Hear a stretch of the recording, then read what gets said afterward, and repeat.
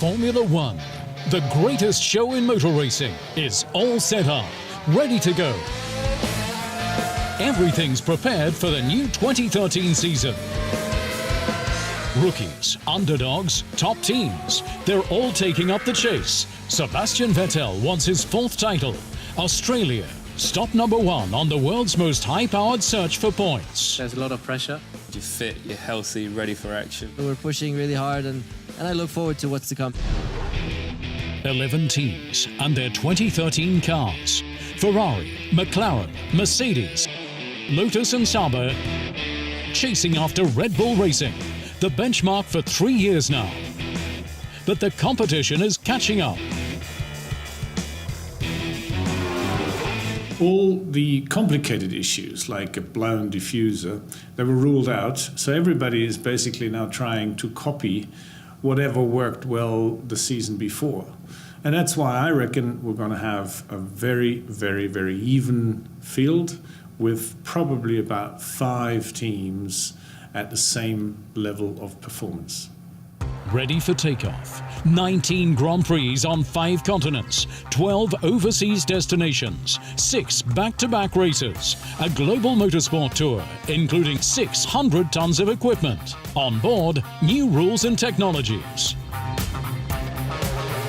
During the winter break, the tyres were modified once again. The FIA's aim to keep the teams on their toes, to promote overtaking and to heighten tension.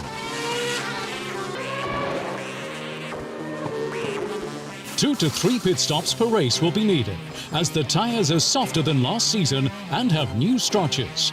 They're heavier and the contact patch has been enlarged. Conclusion, more speed, more grip and more traction, but less durability. It was discussed beforehand, and the first tests were actually done towards the end of last season in Sao Paulo. So the teams knew exactly what's going to come. And so far, all the drivers I have spoken to who have tried this new tyre, they did like it. Yes, they liked it. The drag reduction system, the system for minimizing wind resistance, can, as of this year, also be used in free practice.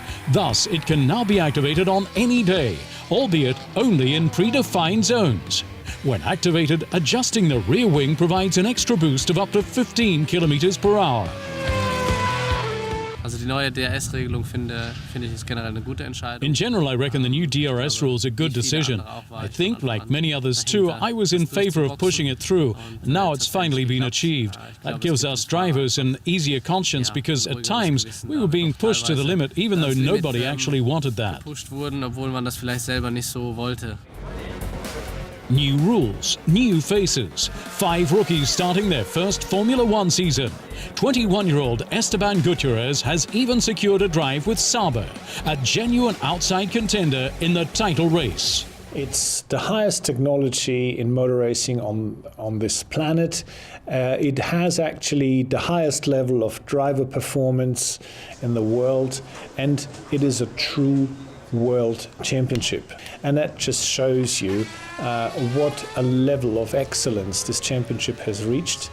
And that's what makes it so incredibly interesting.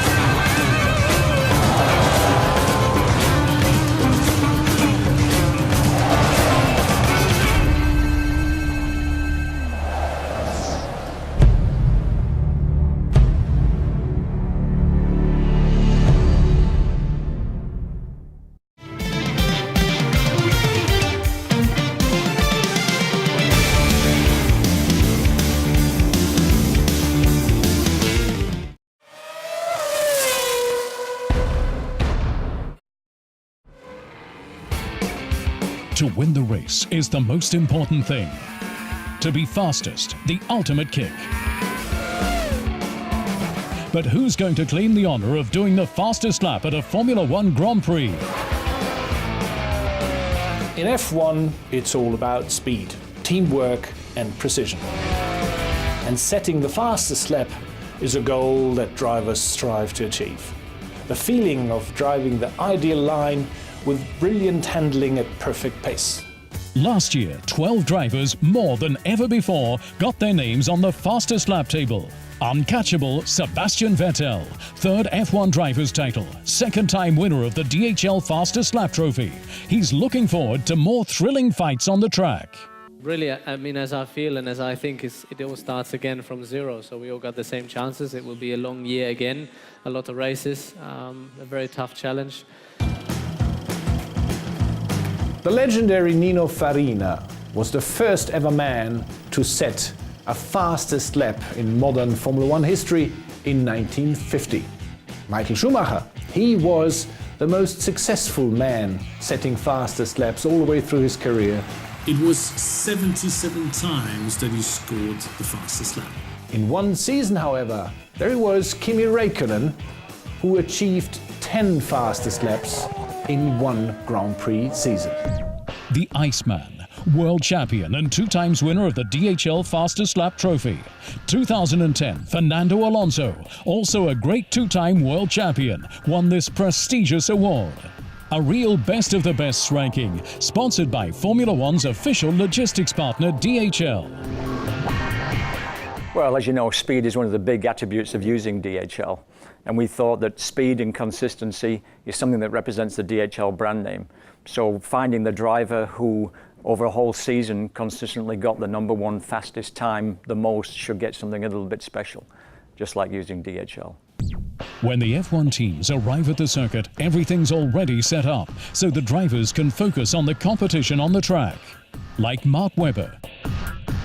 Well, obviously the fastest lap is a little bit of the icing on the cake, like you say. It's always nice to race as hard as you can on Sunday afternoons, and if you do the fastest lap at some stage, then it's a bonus.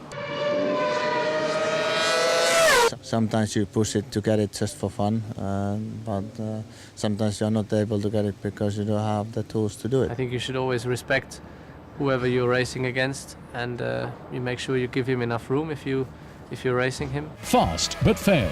True racers, the pure racing spirit, sensing the right movement. It's an exciting competition between the best drivers in Formula One. The DHL Fastest Lap Award.